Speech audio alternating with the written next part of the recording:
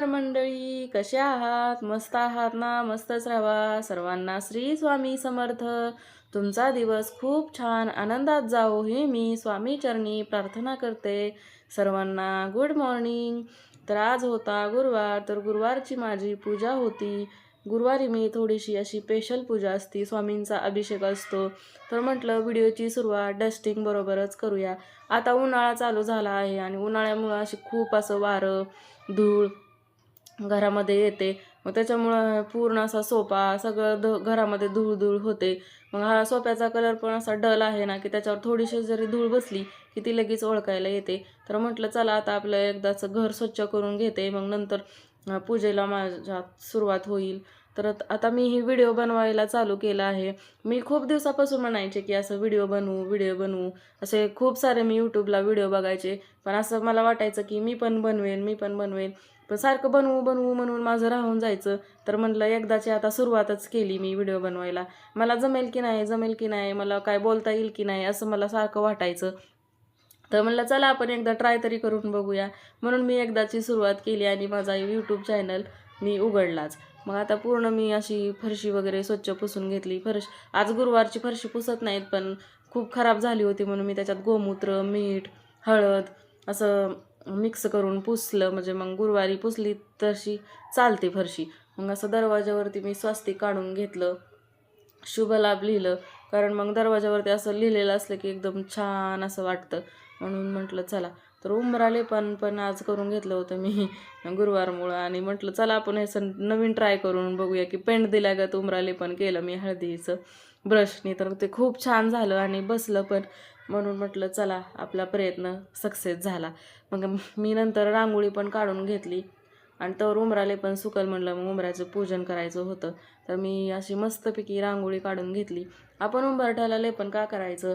उंबरठ्याला लेपन आपण दर गुरुवारी, अमावस्या, पौर्णिमेला करायचं. कारण कोणाची वाईट नजर लागली असेल, वाईट दोष, वाईट शक्ती हे आपल्या घरात प्रवेश करत नाही. आपल्या घराचा मेन प्रवेशद्वारच हे आपलं खूप महत्त्वाचं असतं. त्याच्यामुळे एकदम असं स्वच्छ क्लीन ठेवायचं. आणि रांगोळी ही आपल्या दारात असायलाच पाहिजे. कुणी जरी आपल्या घरात आलं तर ती पहिली नजर रांगोळीवर पडती, मग त्याच्यानंतर घरामध्ये पडती.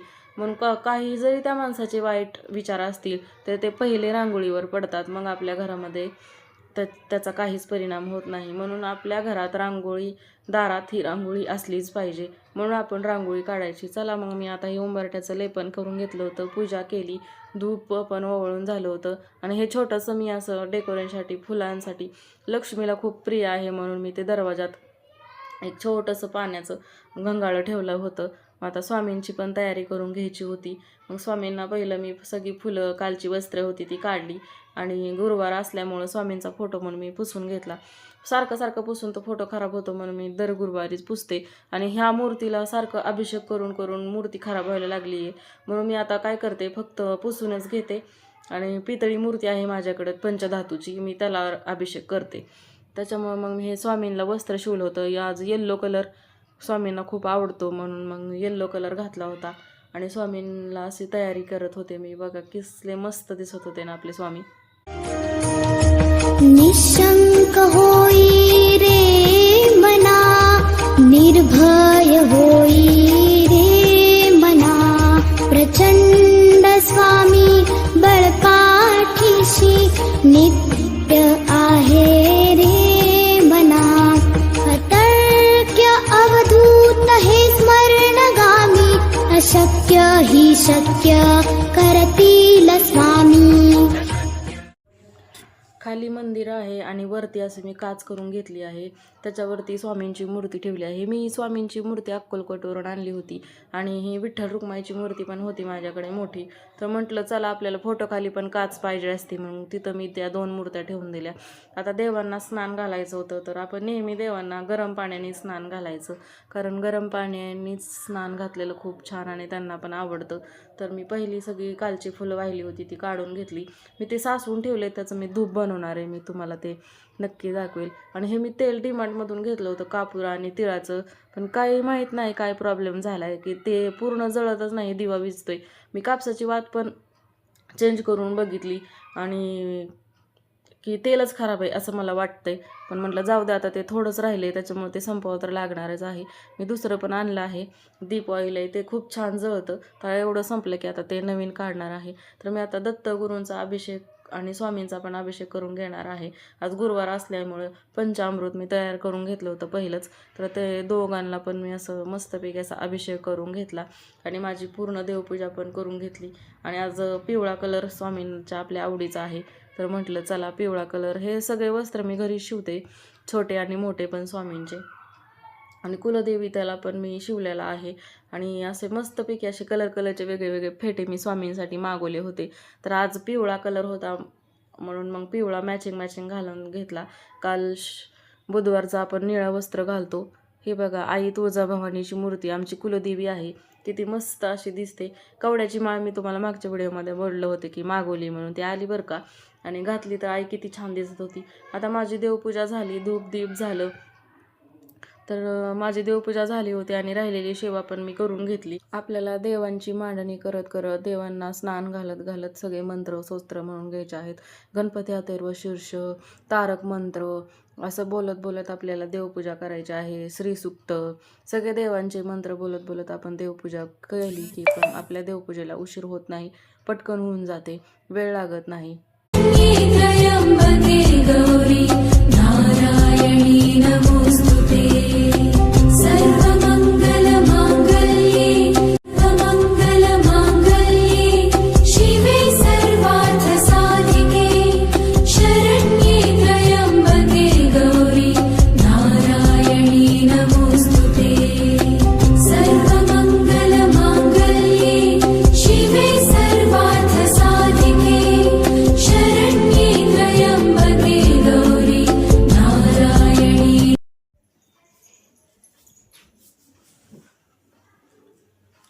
तर चला, आता माझी सगळं कामं झाली, पूजा झाली आणि आता येत्या 20 तारखेपासून आपल्या स्वामींचा प्रकट दिन येत आहे.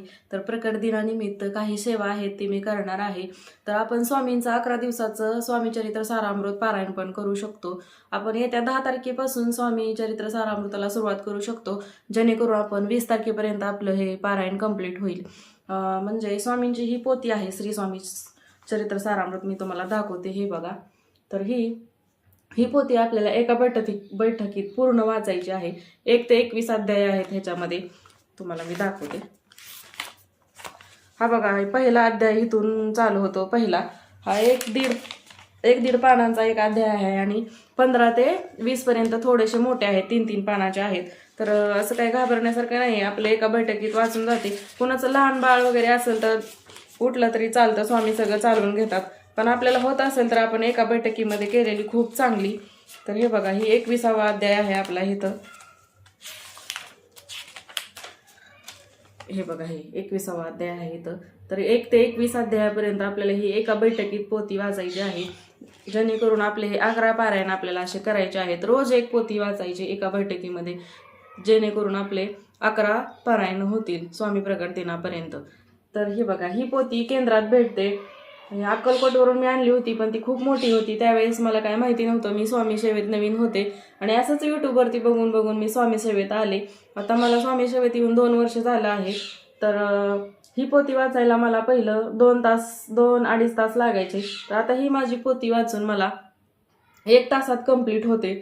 तर बघा, तुम्ही पण सुरुवात करा आणि हळूहळू वाचतं, कारण हे नवीन शब्द असतात ना, त्याच्यामुळे मग आपल्याला खूप उशीर लागतो पोथी वाचण्यासाठी. आता हे माझं वाचून माझं असं पाठ झाल्यासारखं झालं आहे, त्याच्यामुळं मला हे 1 तासात वाचून होते.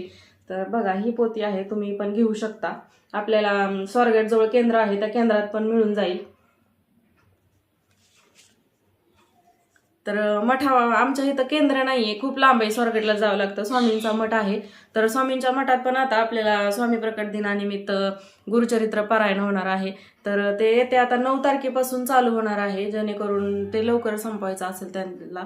तर मी पण नाव दिलं आहे. तर आता माझं पारायण कंप्लीट होतं की नाही हे मला माहीत नाही. तर स्वामींची इच्छा की त्यांच्याकडेच आहे की पारायण करून घ्यायचं की नाही ते माझ्याकडून.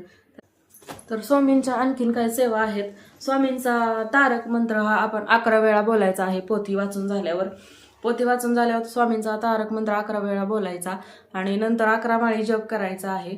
आपल्याला जसा वेळ भेटेल तसा आपण करू शकतो, की असं नाही आहे की एका बैठकीतच करायचं आहे.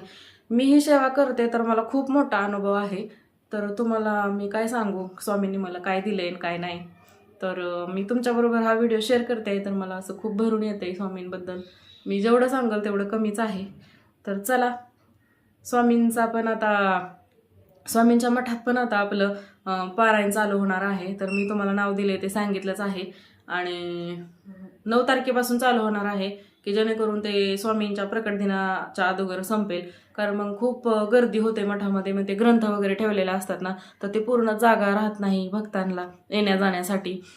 त्याच्यामुळं लवकरच संपवणार आहेत ते. तर माझा व्हिडिओ तुम्हाला कसा वाटला तुम्ही मला नक्की कमेंट करून सांगा. आणि लाईक करा, शेअर करा आणि सबस्क्राईब करायला विसरू नका. सर्वांना बाय. श्री स्वामी समर्थ.